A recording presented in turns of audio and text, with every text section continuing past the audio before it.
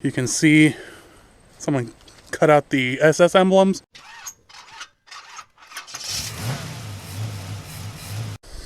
Here's another row. That's a 70 Chevelle Malibu. An El Camino Estate.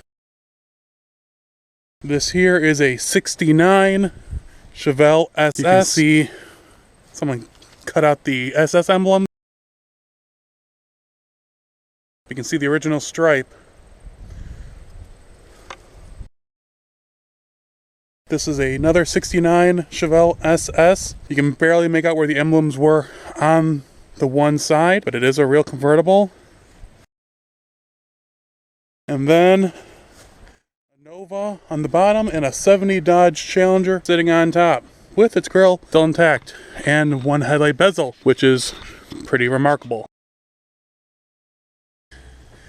A few more cars. Pontiac, El Camino,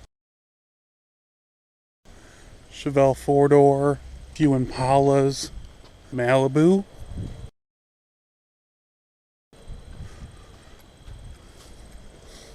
'71 Chevelle on the bottom,